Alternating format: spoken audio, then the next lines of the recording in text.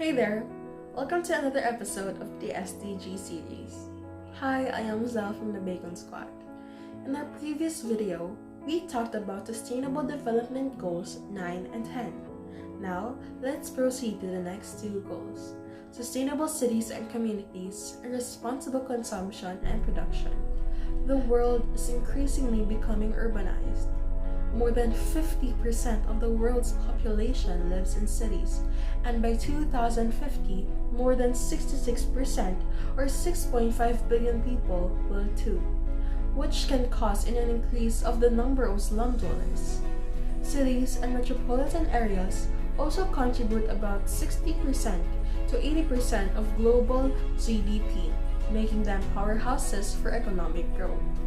However, they make up 70% and 60% of global carbon emissions and resource use respectively, where all of us can agree it is not quite helpful in achieving our first SDG that we will be discussing today.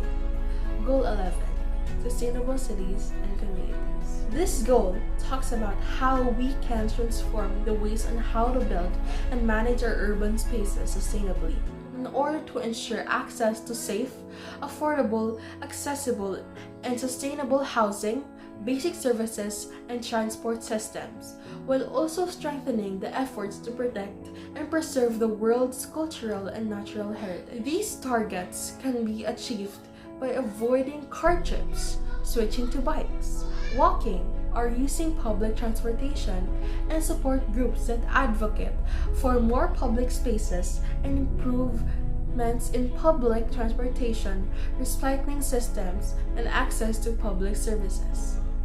The next goal, Responsible Consumption and Production, talks about consuming what we only need in order to decrease the production of people's demands. For example, if people will buy just the right amount of food in a restaurant or in a grocery store, that will reduce the need to produce more food than needed in order to decrease food waste. Achieving this goal is really simple actually, but this is one of the goals that people commonly make mistakes in. When everyone has enough of what they need and less of what they don't, the world can become a better and sustainable place. That's it for today's video. Hope you learned something that you can apply in your daily lives in order to achieve these goals. Thank you for listening, and see you on our next video. Bye!